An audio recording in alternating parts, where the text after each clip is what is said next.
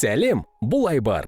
Естеріңізде болса, біз алдыңғы бөлімде ұбт-ға дайындалуға арналған қосымшаны 10 минутта жасадық. Бүгін тақырыпты жалғастырып толыққанды дизайны, арнайы беттері және кері байланыс формасы бар сайт жасаймыз. Мысалы, нақты кофехана бойынша қарастырайық.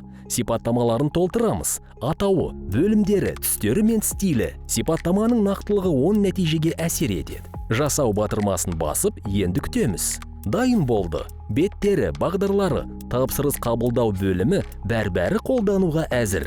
Кез келген жеріне өзгеріс енгізсеңіз болады. Тек чатқа өзгерісті нақты сипаттап жазсаңыз болғаны. Мысалы, мәзірді толықтыруға, алдын ала үстел брондау қызметін қосуға, қосымшаның түстерін өзгертуге де болады. Және сайттың компьютерде және телефонда қалай көрінетінін бірден қарап алғаныңыз жөн. Барлығы дайын болғанда жариялаймыз. Батырманы басып, сілтемені алып, онымен бөлісе аламыз. Сайтыңыз желіде және барлық құрылғыларда қолжетімді. Мұндай сайттарды серверлер мен хостингсіз де жасауға болады. Нейрожелілермен жұмыстағы басты шарттардың бірі сипаттаманың неғұрлым толыққанды әрі түсінікті болғаны. Жай ғана сайт жаса деу жеткіліксіз.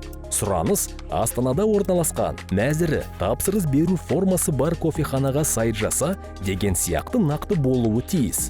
Біз жақсы түсіндіре алсақ, жасанды интеллектте тиімдірек жұмыс істейді. Жасанды интеллект кейде қате жауап беруі мүмкін. Сондықтан әрбір ақпаратты мұқият тексеріп алыңыз. Нейрожелі адамның тәжірибесі мен сыни ойлау қабілетін алмастырмайды. Ол жай ғана көмекші құрал екенін ұмытпаңыз.